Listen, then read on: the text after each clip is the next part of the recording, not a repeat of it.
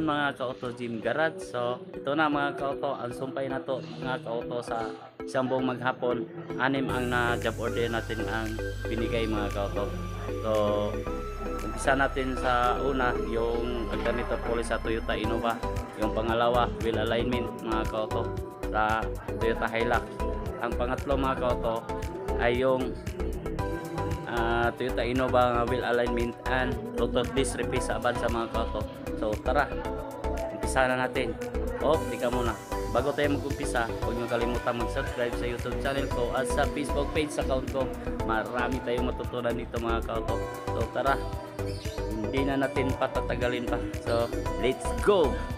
So good afternoon mga kauto, Gym Garage. Grabing pawis natin ngayon. So may yung pangatlong tatrabahoin natin yung Toyota Innova mga kauto. So tara. So ayan mga kauto, Toyota Innova wheel alignment rin. So tara, ganun pa rin ang proseso mga kauto. Lagyan ng sensor, tapos punta sa computer, setting natin kung anong spec.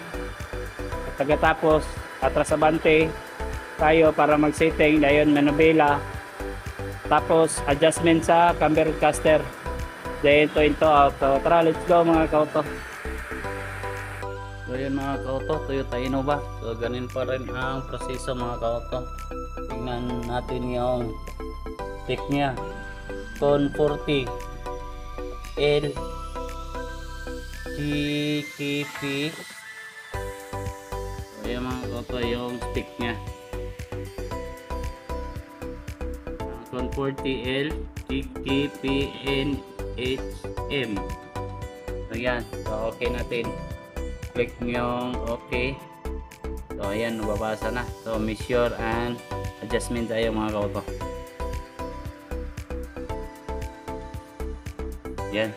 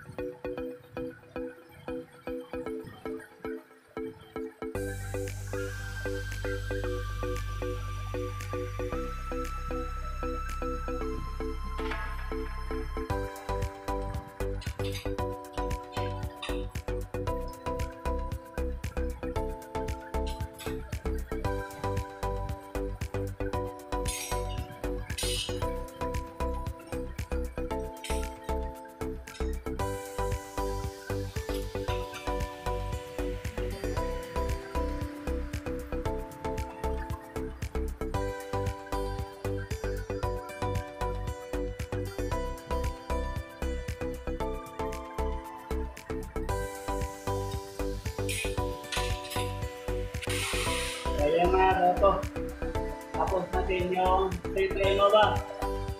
Tara. Mga kato, kanina,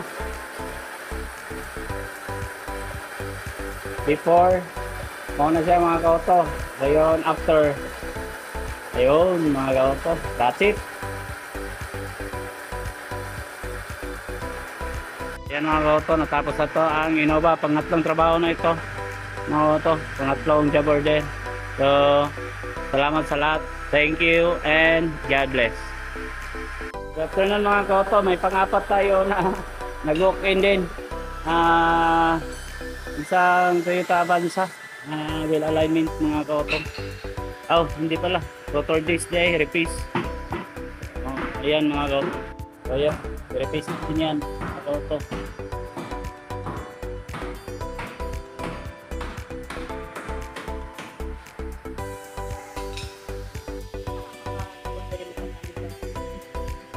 Sa office pump.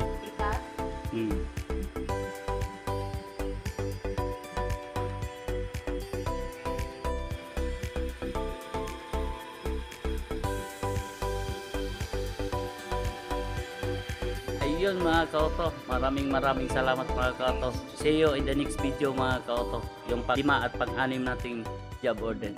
Thank you and God bless.